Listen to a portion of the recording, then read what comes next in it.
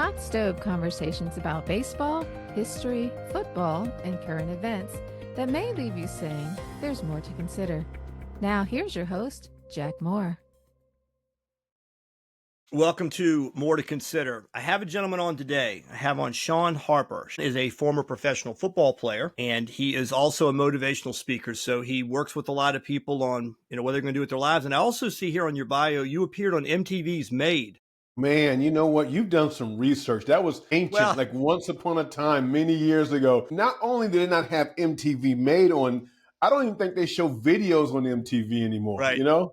Yeah. Well, yeah, MTV has changed a lot from being a music station or a music platform to everything else it's gone to, which has probably not been really good. But Mr. Harper, I'm so pleased and honored to have you on. How are you this evening? I am doing absolutely wonderful by choice. I'm blessed, highly favored, and I'm ready to win. Okay, brother. All right. So I find it fascinating. I'm an old radio guy, so it's kind of this thing we talked off the air before we get started. I've always been fascinated by guys' stories about, growing up and like kind of when did you know that you knew? So you got to play in the NFL. You had that type of talent to play. You were a fourth round pick, got an opportunity to play in the NFL. When did you sort of know that might be a road for you? Did you think it in high school? It was my junior year in college. Okay. Somebody walked up to me. It was my fraternity brother. And he's like, man, you're going to the league. Like, kid, I mean, wow. It was my dream. This is where I'm going. I spoke it. I believe, but deep, I was like, how did you see? They said, trust me, you're going to the league, bro. And about a few weeks later, I had a very good game. I had a very good game against Ohio State. And the next day, there was about 2 or 3 NFL scouts inside the training room, because once you finish, a game or a practice, the next day, you have to check in. You're like, hey, I'm okay, or this is going on. And I walked in and I'm like, I'm seeing everybody. And I looked over at the scouts. He's looking at me and I'm like, hi, I'm Shawn Harper. And he said, we know who you are. I was like, oh, okay. I was like, okay. So this is for real. Yeah. But I was probably one of the most unlikely individuals to even make it to the professional ranks, because most individuals, although they have the dream of, maybe one day playing sports, it's kind of in the tea leaves. They're maybe All-American, All-State, they have travel and specialty teams. And mine was the polar opposite. I mean, I barely started in high school football, not even honorable mention all conference. And it was just something that just fell into my lap.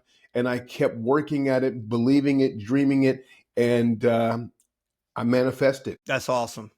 And praise God. I mean, I understand what you're a man of faith, so I could see where these things are happening. But I will say this too.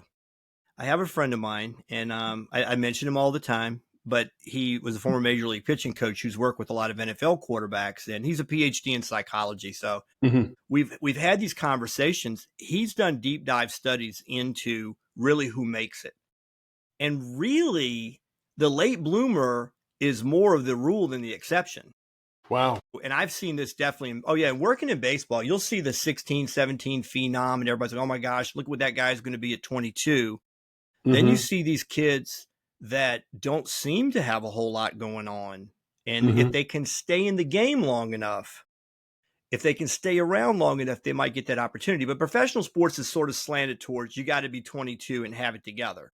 And some guys don't develop until they get into college. And, the most extreme example, and everybody hears me say this ad nauseum as well, I'm right here where near Williamsburg, Virginia, where Lawrence Taylor grew up. And I know that he didn't play organized football until he was 16. And I had a friend of mine that was at Carolina with him that said he didn't really become LT till his junior year. And I've heard that story a million times, that it was his junior year that everybody was like, we don't even know who that guy is.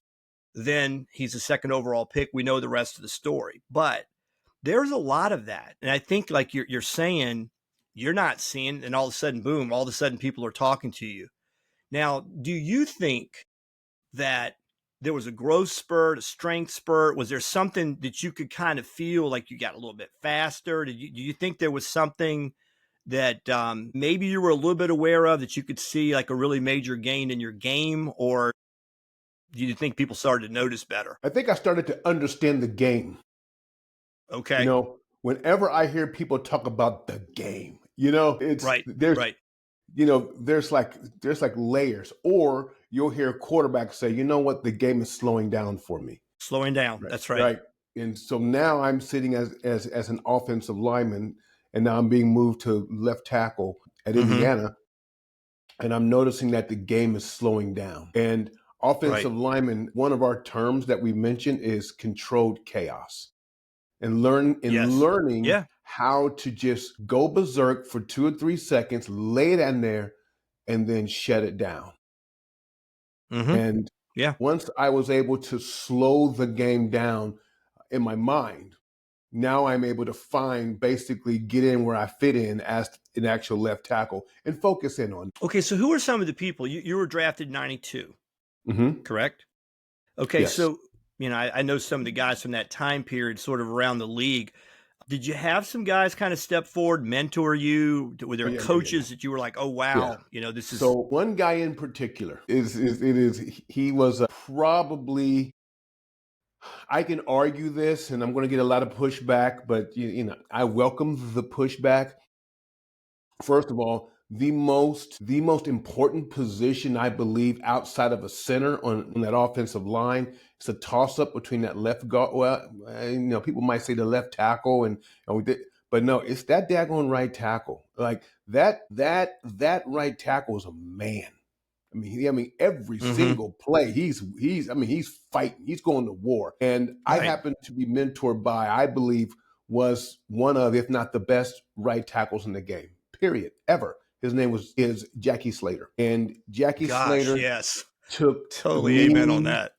Took me and another guy named Daryl Ashmore up under his and he just worked with us. And what I loved about it was that he not only worked with us on the field, he worked with us off the field. He gave us lessons. And I'm going to give you one of the most profound lessons that happened not on the field, it happened in the locker room. We would come to practice, college and NFL, we'd come to practice and wearing the same thing we wore last night and sleep in our eyes and mismatched socks and stinky breath. And then all of a sudden, every day, here comes Jackie Slater, suit and tie, dressed up, at the least a collared shirt. And so I thought that, he had, another job or he was, doing some type of promotion. And finally, he had broke down and he spoke to my brother. He says, you know what, this is business. And I come to work dressed for business every day. And it taught me a very important lesson in life. And is that you always play the game, whether sports or life, with the right perspective. And Jackie had the right perspective. This is business in the facade of a sport. And that's why he played for 20 years. Yeah. I was going to say I thought it was 20. I just looked it up. From Jackson, Mississippi, played at Jackson State.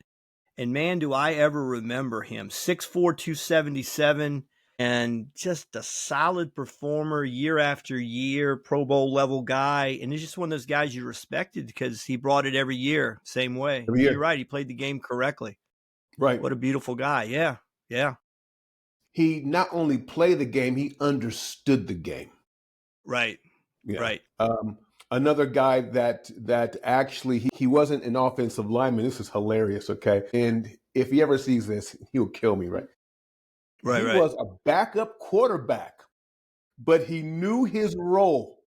And so much so that everyone had an actual stool and he had a director's chair. So he would come, he had a director's chair for his chair. And he would sit there and he would read the newspaper every single day. And me and other young players would come up to him and we would sit next to him and we couldn't speak until he spoke. And then he would speak and say, hey, you know what? I'm looking at some stuff. Yeah, you better kick it up here. And, I noticed that you were late yesterday. And, he just kind of just governed from that perspective. His name was Mike Pagel. And I remember Pagel. Awesome, I remember.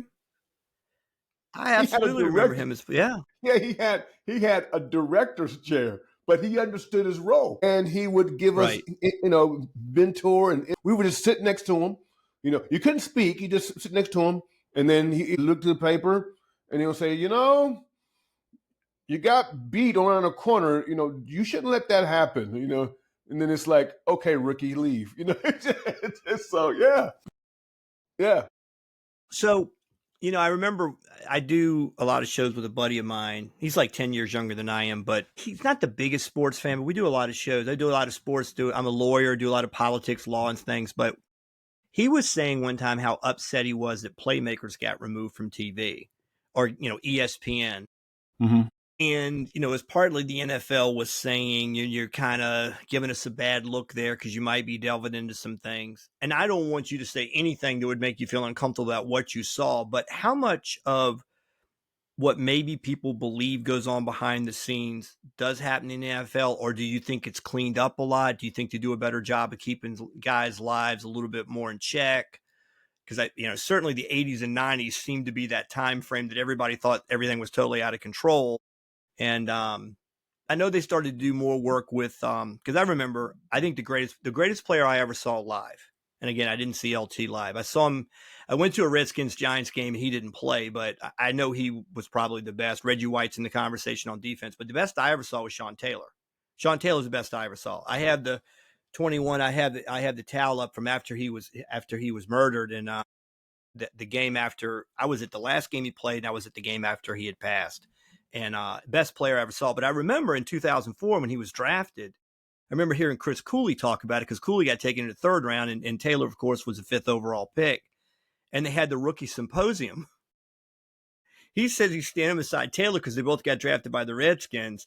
And Taylor's like, what are we doing? He goes, well, they're going to teach us how to be a good rookie. And he goes, I don't like this. I'm out of here. I got to go back and I got to check out of my room in Miami. And he left. So he has like a $25,000 fine. But when I saw Cooley talk about it, he goes, they were literally, they bring in the guy to scare the hell out of him, guys that had been in trouble or guys that lost all their rookie money. So was that really around in 92? Did they have rookie symposiums when you were coming along? That they really try? Okay, they did. They were doing it then. Yeah. And they still do it. If I'm not mistaken, I could be wrong. And they need it. It's absolutely. Let's look at the flip side of this. Okay. You take people who have been to college. Okay, let me talk to you for a second. Okay, let me get you off of if you're there. Let me get you off your high horse. Okay, or your moral perch. Okay, you've just left the frat house and you're graduating. Right?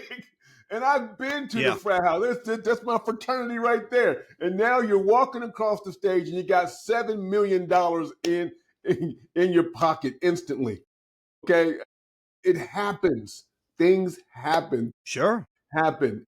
Unfortunately, and I'm going to say this, fortunately, the moment could be bigger than some NFL rookies or first and second year players. And unfortunately, the eye in the sky, the camera is always watching. Always watching. It's like, if you do this wrong, if you do that wrong, if you breathe wrong, it's before you wake up tomorrow morning, you got 50 million views. So it's tough. It's tough because you don't mature until you mature. That's right. It's like a slow, it's like cooking a brisket, it's a slow cook. And so, players need to mature. Fans need to have a little bit more grace as well. Well, they don't know. Well, as a matter of fact, the kid I'm talking about here on the wall, I went to see him play. I'll tell you, it was two different cities. It was quite a bit different. I'm in one particular city, and I'm trying to get his attention because he's going to come out during BP and come over and give me a hug and say hey and everything because I'm like an uncle to him. And people are like crawling over me. And then it was another ballpark, and everybody's like, oh, he knows this guy. Everybody back away. So I just say this. I've been in those situations where players are coming out of the exit and things like that. The way fans treat players, I can understand why players don't want to have anything to do with fans. And that's a tough pill for people because, because I'm so more heavily involved with baseball. I was at a spring training game and some guy just went right by us and I'm like, yeah, he's at his job. He's got things he's got to do. And if he starts with one, it might turn. Now, some guys are a lot better with that, but I know guys that have been burned, like really, really burned. As a matter of fact, I knew a player. He was a very famous player. This was told to me by his uncle. He gets called in the front office. He's a rookie. He gets called in the front office. This is baseball, but he gets called in the front office, and they're like, "Hey, we got a problem here. What? Man, there's a kid crying. The father said you kind of basically, told him to go to hell, blew him off, and didn't. I really don't remember anything like it." So he signs a million things. I mean, a million, puts it in a box and sends it to the guy. The guy is under so much conviction. He calls back. He's like, "Look, all I wanted was an autographed ball. I didn't know he was going to send all this." The guy made up the story. So this father fan had literally made up the story, had the kid called in the front office like, "Hey, you're the face of the franchise, former first round pick. You do this, it looks bad." He goes, "I swear to you, I don't ever remember mistreating a fan." Well, the uncle of that player said after that, he didn't really want to, I don't even want to get near him because something's going to be misconstrued, like that. So for everybody listening to this, believe me, I've been around a lot of young athletes that I know to be great people. They put up with a lot with fans, the expectations that fans have, the way they treat them, the way they talk to them. So I know that can turn you off. But let me ask you this too. And is actually innocent. No, I'm sorry. Is guilty until proven innocent. Right. Exactly. Oftentimes. Yeah. Yeah. I mean, and I know it's a thing too. Like we're all young males. We were all 6, 7, 8 years old. We always wanted to be where you were. I mean, you got to play at the highest level in the leagues.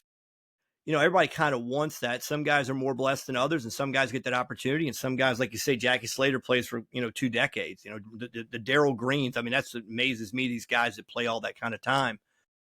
So everybody has a little bit different story on that. But most of my experience in baseball, again, a lot of the best men I've met in baseball were the ones that played in the big leagues the longest. It seems like it's almost a humbling experience. If you played that long, then you realize I was really blessed. It's the guys that maybe got a little bit of time and felt like they got shortchanged, which sometimes they did. That leaves you a little bit more with, I wish I'd had a better opportunity. All right, but how good a job do you think? And I'm sure it runs different team to team. It's a league. It has a shield. Everybody kind of looks at it as a league issue.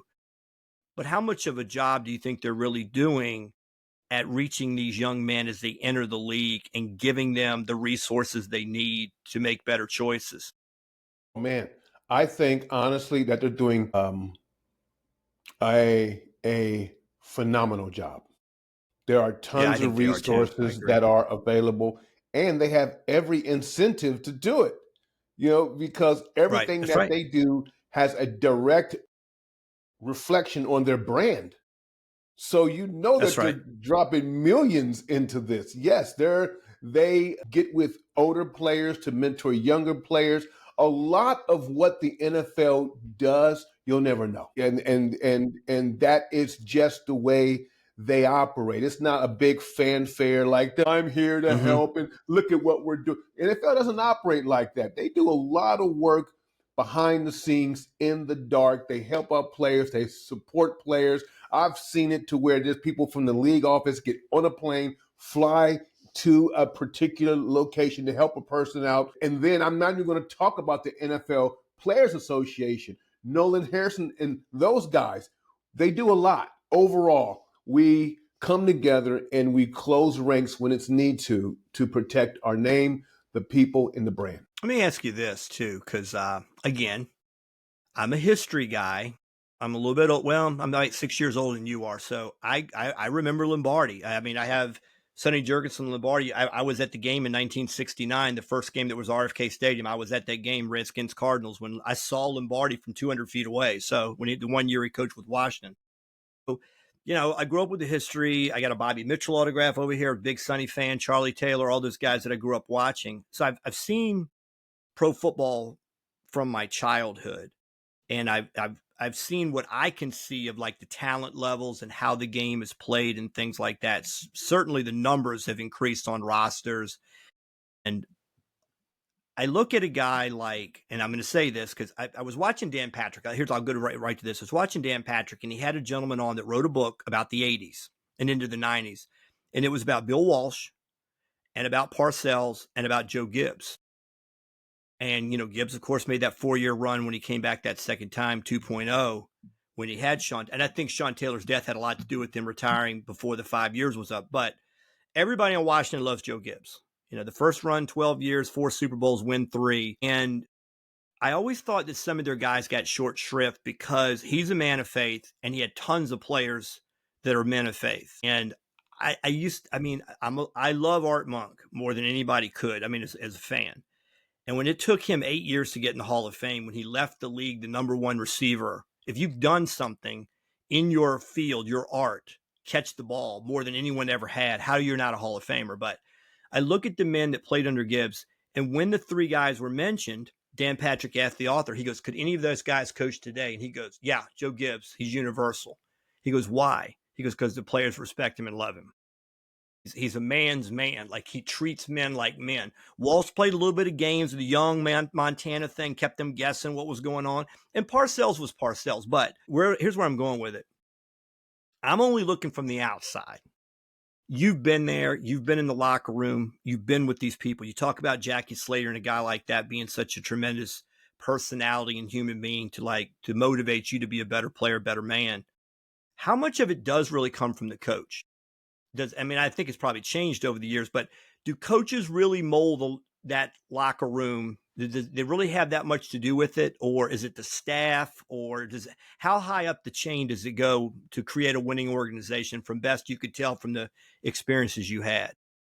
So, great question. At the pro level, directly, you don't see it. But behind the scenes, he's like the wizard in the Wizard of Oz. And he's pulling strings. He's making stuff happen. He's listening. I mean, he has people report. I mean, people are like, he got the actual equipment people giving them information, doing this.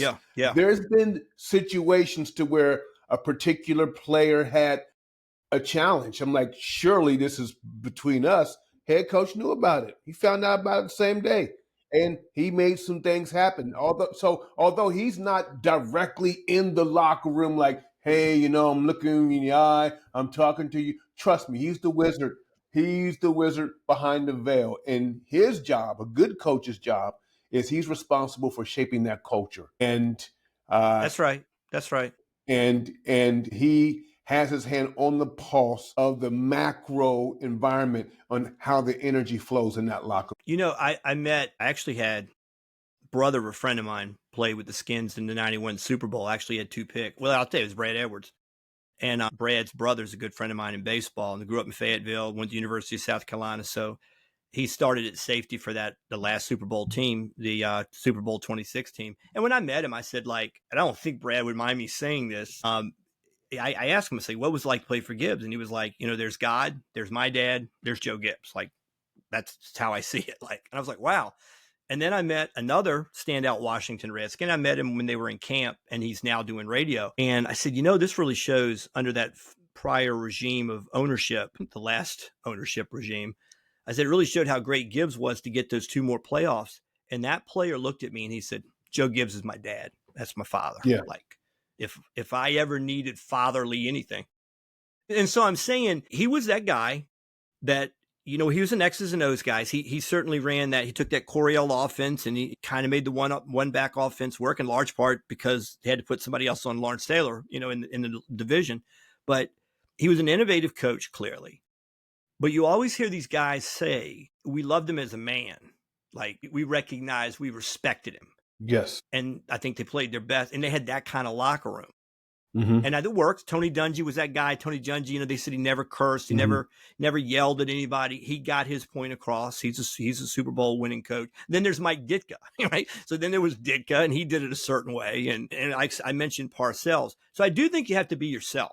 I think that's clear, because if you're inauthentic as a coach, it doesn't matter if you're authentic. But I guess the biggest thing, and you've been there as an athlete, you want to think you're being treated fairly, right? Yes. You feel like if you're putting in the work. And so what about that? I know contracts play a lot, but did you see, you may even in the college ranks see this, dissension based upon, well, that guy ought to be playing or this guy ought to be playing? Did you feel any of that, or did everybody kind of understand the money aspect of it? Was there ever divided locker rooms over this guy should be playing? All the time. Okay, really? Yeah. I mean, first of all, everyone thinks that they should be playing who ain't playing.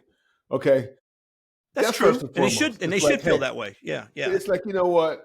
I need to get in there. So now don't have two friends who now they think the same way that you're thinking. Okay, so yeah, I mean, it it it happens all the time. But you know what takes care of a lot of dissension in the locker room? A W. Yeah, Winning takes sure. care. Winning No, you're takes right. care. You're right. Winning takes care of a lot of that. Okay, yeah, but you know what? We won. That actual win, man, it's like a it's like a mystical elixir. It just takes care of a lot of that. There's been some other things that I've heard players say, and the Brady Six, when I guess it was NFL Films that put that together, and I remember on this like documentary type film, they have a young man that played with him at Michigan, played with Tom Brady at Michigan, and he said he went to the Browns. This other young man, and he said, I'm at the first practice. I'm like, damn, Tommy could play here. Like I'm getting it that Tom Brady could play. Like he's an NFL level quarterback. Like I didn't really know it till I went to camp.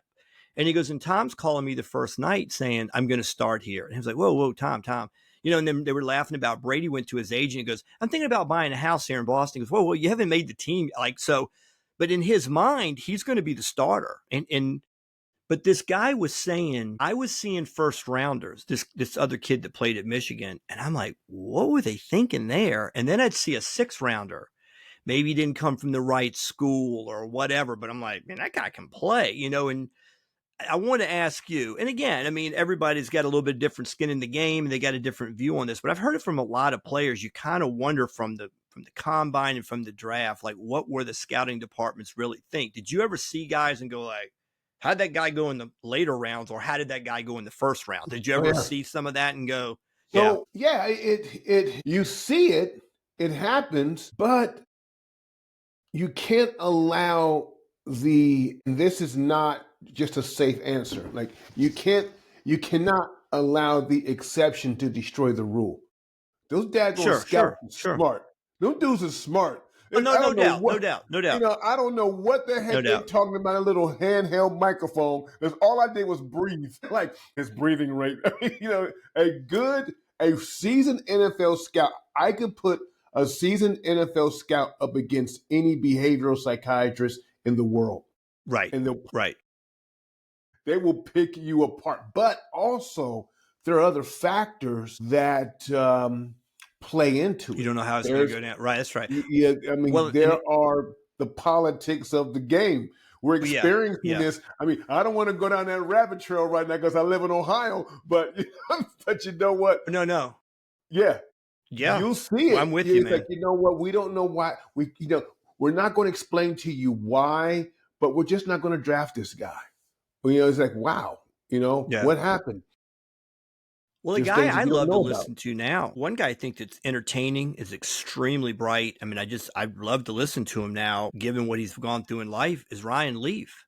I mean, Hmm. Leaf's like the poster boy for everything that could go wrong high in the Hmm. draft. But and he said, I saw him the other day, and it's a famous story that, that Manning Peyton is doing all of this preparation work for his interviews with the teams and give me the playbook and I'll have it all memorized by camp kind of thing.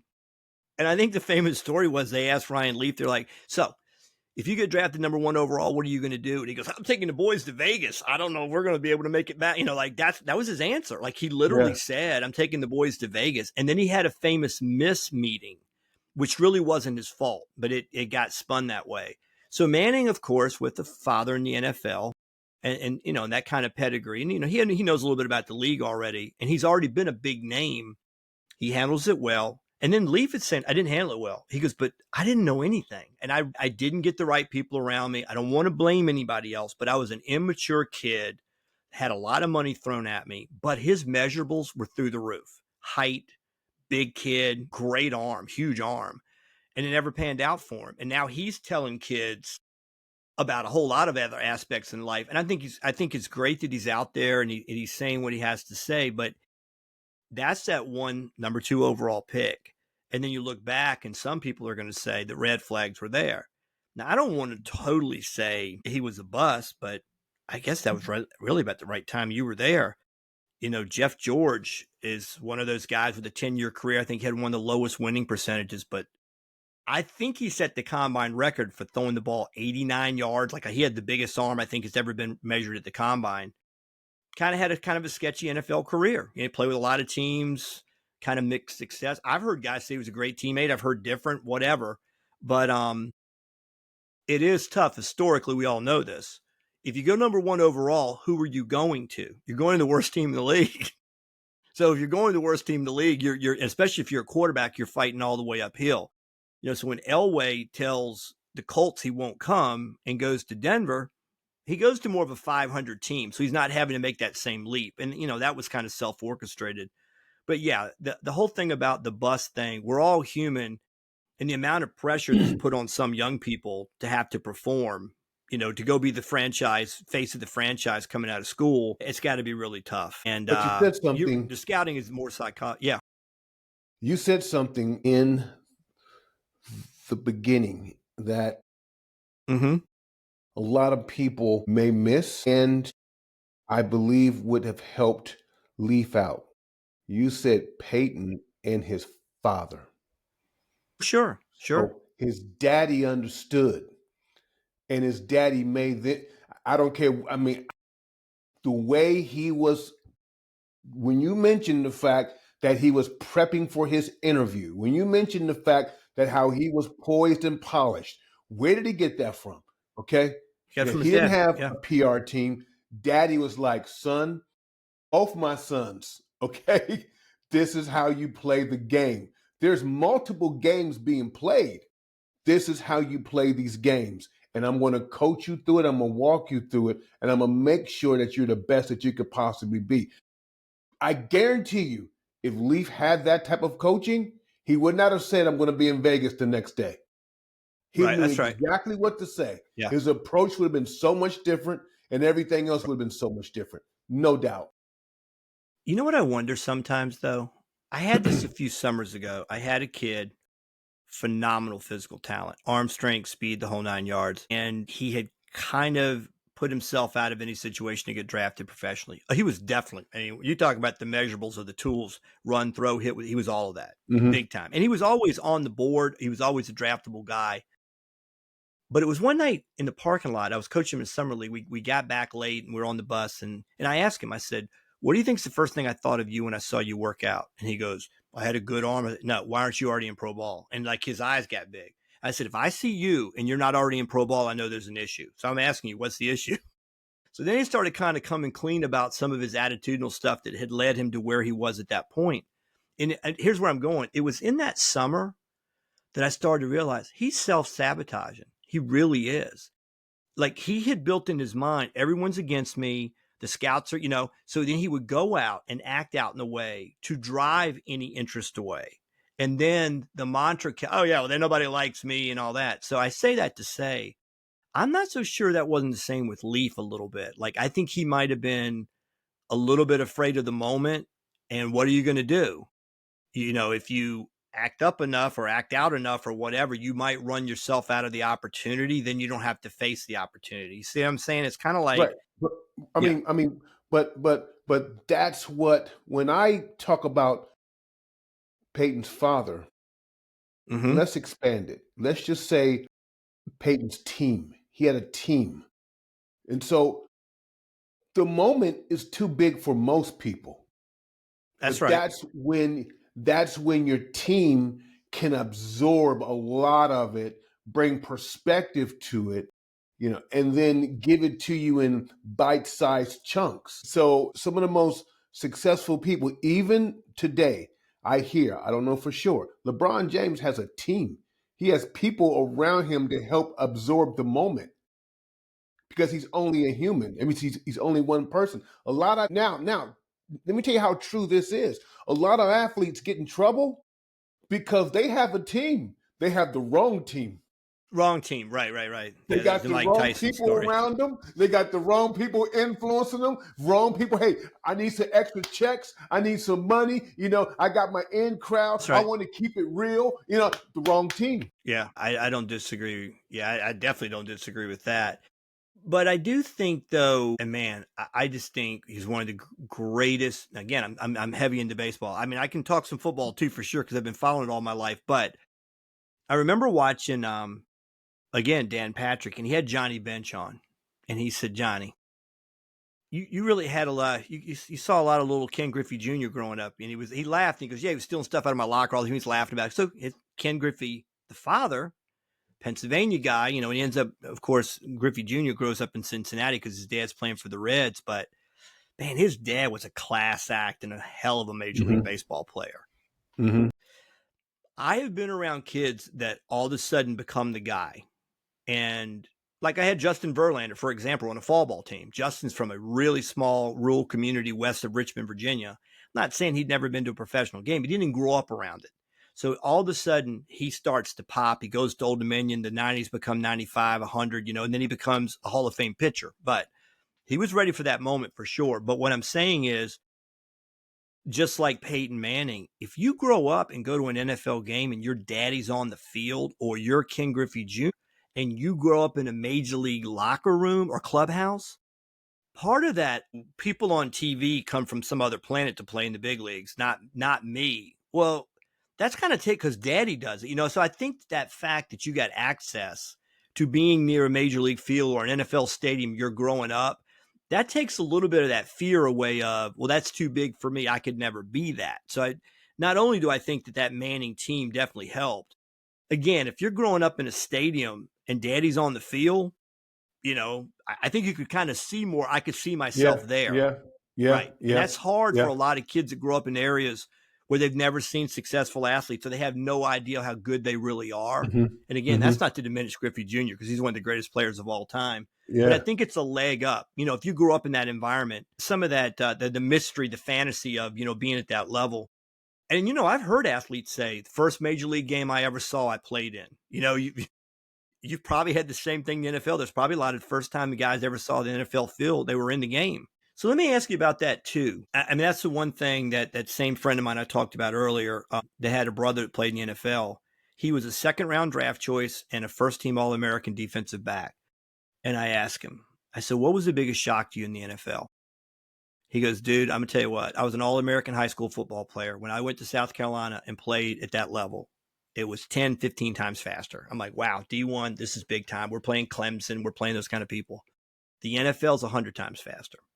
It's literally 100 times faster. It's so fast. So that's what he goes, that's the biggest thing. And that thing about slowing the game down.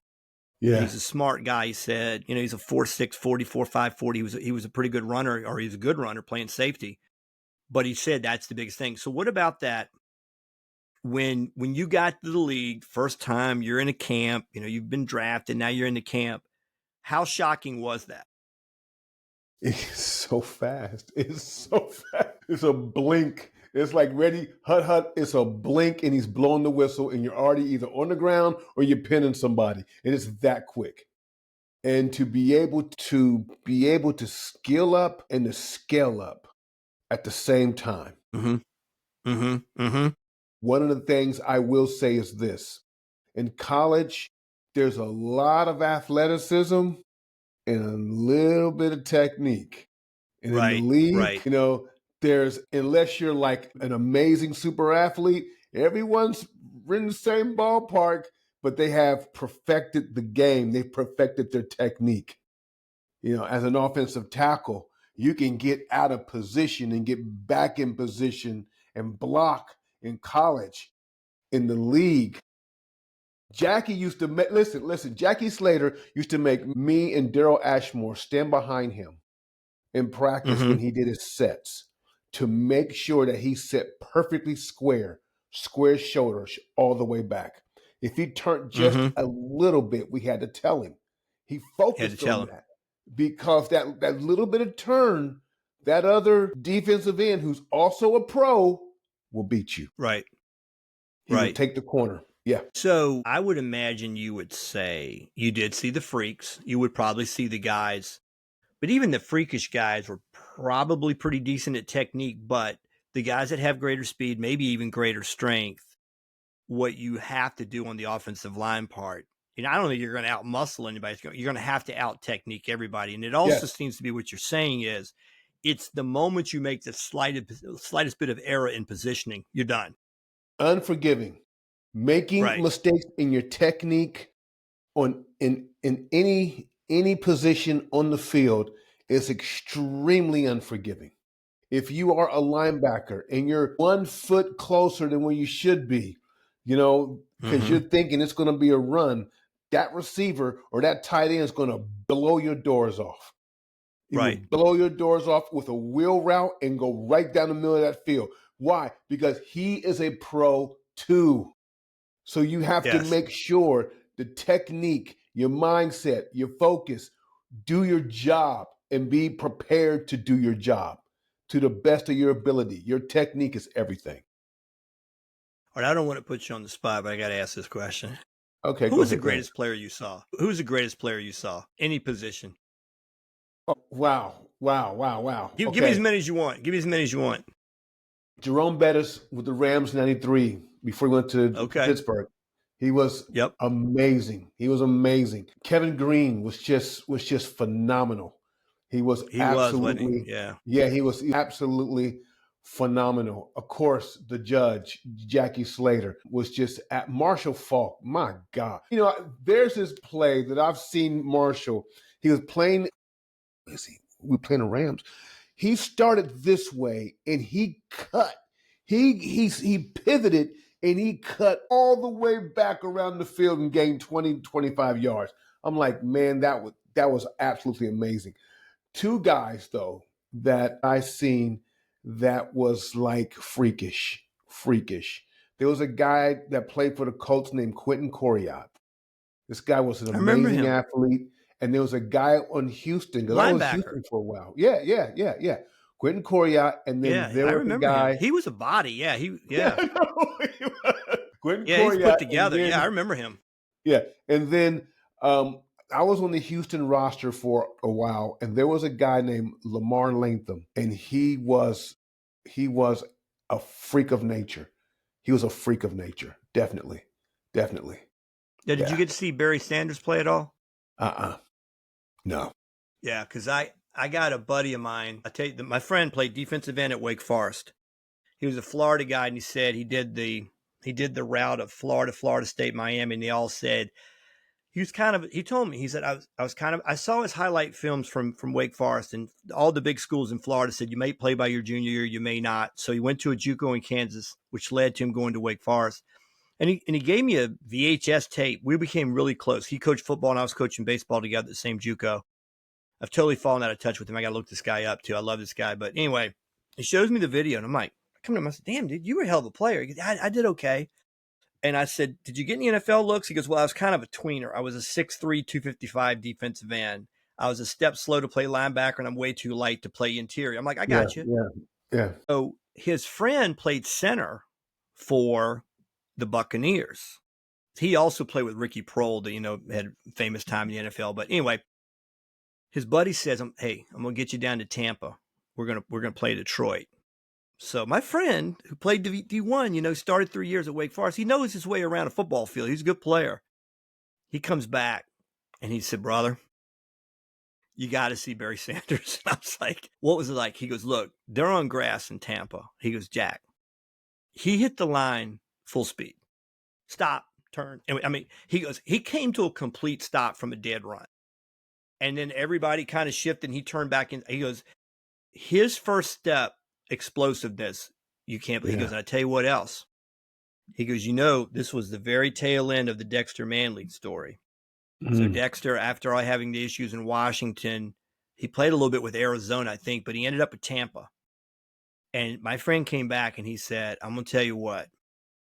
If Dexter Manley in his prime with Washington if he's a shell now of what he was then, that guy must have been amazing.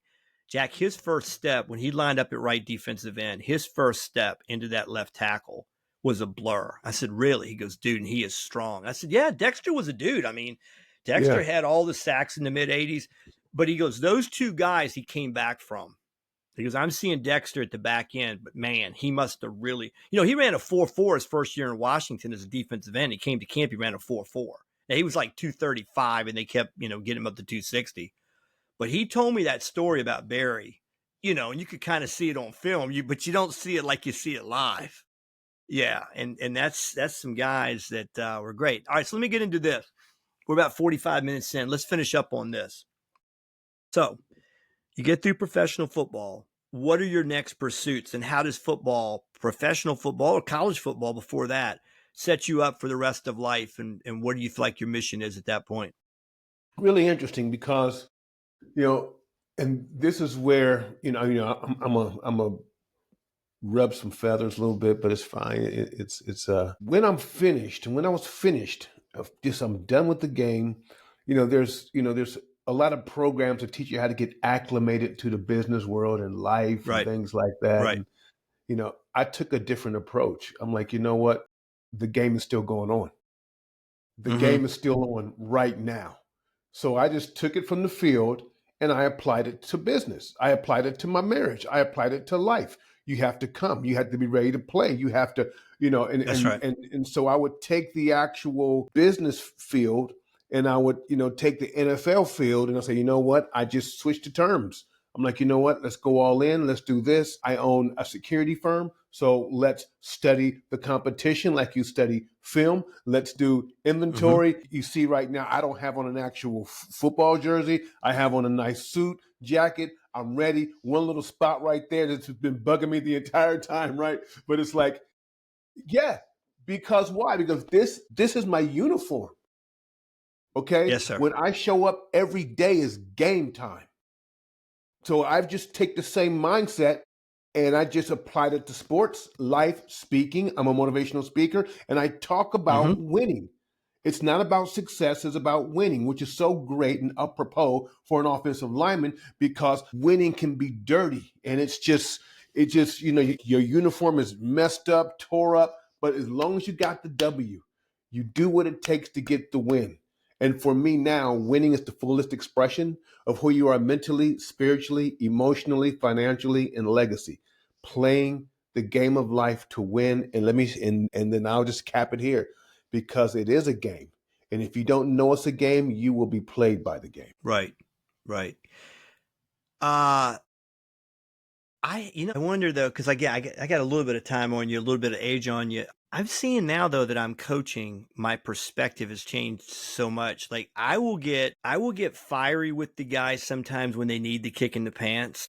And I'll go through some of that, but because my mentor so much in the coaching aspect has been Tom House, I was out there years ago and he's talking to these pitchers and he said, whenever you put result in front of process, you'll fail. You don't try to get a hit, you try to hit the ball. Hits come from squaring the ball. Like so when I'm working with the kids, I'm trying to get them to understand because I had this event, but this was 15 years ago. I was 15 years younger. Got a group of guys struggling. So I called them all together at home plate one day before practice. And I won't use exactly what the language was. I said, but guys, what's going on here? What's wrong with you guys? And one of the guys like, Coach, I just don't feel like we're having any fun. I'm like, this game is fun to you? And he goes, well, it's supposed to be. And I'm like, would your mom tell you that? And he goes, what's that supposed to mean? I'm like, he goes, you never had fun when you played. I'm like, not a bit. Never. I never loved anything more than competition, but it wasn't fun. If I went out and got totally destroyed, I was a pitcher. I caught some too in college, but if I went out and you scored 9 runs against me, that's not fun. So then it hit me what my buddy Tom had said. They're putting result. They want to win in front of process, being prepared to win. So now that they're not winning, they don't like it because they don't feel good about it. But I'm like, you got to go out and you got to be the same you every time prepared to play. If you give it, and it sounds cliche, it's bumper stickers, it's like what our coach told us in Little League. If you can look in the mirror and you gave it all you had, but that's really kind of the reality. Sometimes you're going to really be prepared and you're going to fail. And you did all you could. Sometimes you're going to be unprepared and win. And you should feel really bad about it because you're lucky. And if you're unprepared and fail, then you got what you deserved. I mean, it's kind of what it is. So I'm like, you guys might get by sometimes with poor preparation, or you're just not into the game the way you should be. If not, go home or go watch somebody else play. But if you're going to be in it, you're leaving a legacy of what kind of player you were. I think that's kind Right. of what we're talking about, right? Yes, There was a famous Joe DiMaggio at the end of his career could barely walk, bone spurs and all this. And I love this. And I tell kids this all the time. Joe DiMaggio is one of the greatest players of all time. New York Yankees, all the World Series. And our sports writer said, Joe, you're really hurting. Why do you play so hard? He goes, because there might be a kid in the stands that never saw me play. Think about that. He goes, there might be a kid today in the stands that never saw me play. Like, what impression am I leaving on the kid? So you got to have some pride in that. How can people get a hold of you? Website is Shawn Harper. That's Shawn with the ASHAWN, ShawnHarperWins.com. Or you can go to any search engine and type in Shawn Harper. My Instagram, Shawn Harper Speaker, all that stuff will pop up. Just Google that and website will pop up, and I'm accessible. You just go there. It's done. How much this I got to ask you, and I'm going to let you go. Promise you, I'm going to let you go, but I got to ask you this because I argue with the kids all the time. I'm on the bus 15 years ago, same thing. I want your take on this because we're about the same age. I'm on the bus 15 years ago. I'm like, guys, professional sports peaked in maybe 2000s, about when it hit this peak. And they're like, Coach, the guys back then couldn't play. I'm like, guys, I'm going to tell you, LT could play today. Reggie White could play today. Bo Jackson. So we're going through them, and I'm like, guys, who's your generation's Bo Jackson? Do you see enough pro football today at the ground level? Like, do you go to games enough?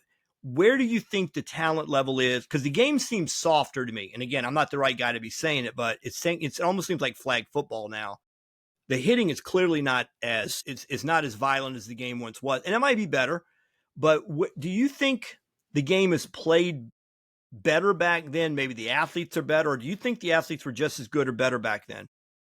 I think the athletes are better now, better in shape, because they have different strategies, different technology, like we used to have 3-a-days, right? These guys maybe a practice, so they are better in shape, but they're softer. They're softer than the athletes of old. I think it peaked for me just watching between 2005 and 2008. I think it just started to, when they, brought all the rules in and this and that, and it's like, you know what, especially targeting, that whole, I agree. And I know why, I know why. I've seen the result of it, but in my opinion, they did not create a counterbalance to it. Somehow make it just a little bit more physical somewhere else in the game and take away the targeting aspect of it. So I think that the players now are a little softer. I think the game itself is a little softer. That's what I think too. We would look forward to that brutal hit. Now you see a brutal hit, you get 100 emails. Oh my God, is this really necessary? And rightly so, because I think football is a microcosm, didn't used to be, but it's a microcosm of our culture. Our culture is softer now, a lot softer. No doubt. Hey, no my doubt. God. No doubt. It just, how I feel. Never mind, I don't want to get in trouble. But yeah, just overall. No, I'm with you. Yeah. Culture. Our culture is a lot softer than it was 25 years ago, 30 years ago. I don't know if you got a chance. You may have, maybe you've had a chance to see him play, but again, I've seen a lot of NFL games live, but I said Sean Taylor, whoa, LeVar Arrington, whoa. I saw LeVar good. I saw Champ Bailey good. I saw Champ Bailey really good. So I saw some guys come through Washington, but one guy, and it was all television, but I was talking to the kids the other day. I'm like, guys, I just don't think Randy Moss, I don't think he exists today. Coach, I'm like, dude, guys, he was 6'4" and he ran a 4.3. You have to see the film. Did you ever see Randy Moss play live? Because he's pretty special, right? So I don't know. Maybe the guys are just as good today. I just don't see those guys. They just look better to me back then. I don't know, but it might have been my perspective at the age I was. There's some I give good some guys room to out. that. Listen. I live today. I live in Columbus, Ohio. Okay. Right. So when I go to a Buckeye game and I see these guys, Yeah. I feel like right now, Ohio Yeah. State has 2 linebackers, right? I'm like, these guys are So you're seeing, NFL ready. yeah, These guys are chiseled, good. they're raised, they're fast. So they're there, but they're not that grind, that grit. It's not there. Not like it used to be. Well, they've had to. Well, and the thing, I don't know how much the NIL is really making a difference. I'm a libertarian type. I was always for that. I'm like, hey, I remember when the kid Pryor at Ohio State got in Terrell. trouble for like Yeah. signing, yeah. And I thought, hey, everybody in that school or that the gift shop there at the college, they all know whose jersey they're selling. Right. It's all about him, and they're running the video games and these kids are being, to some degree exploited. However, that doesn't remove the fact that when you start giving 19-year-olds millions of dollars in college, I don't know what you're going to get on the other end. There has to be a certain amount of desire and hunger when you're still young. I mean, if you're a multimillionaire by the time you're coming out of college, I don't know what you're going to get out of that guy as much. There's something about the softness I think comes into play there too. All right, brother, you've been great, a great guest. I love the experiences you've shared. What would you like to say on the way out here? You know what? Closing. I would like to say on the way up out of here, outside of the game, outside of sports, is we all get knocked down. That's the one thing that, I've learned from that, is that we all get knocked down. But if you can look up, baby, you can get up. Don't play to be successful. Play it to win. God bless you, my friend. God Honor bless to you. have Be you on blessed. today. All right. Okay. All right. This Take is care. more to consider. Please like, subscribe, leave comments, and please look Mr. Harper up and the things that he does. Thank you, man, so much. Thank you. Thanks for tuning in. If you like the show, subscribe and hit your notification button to get an update when we post another episode. See you soon.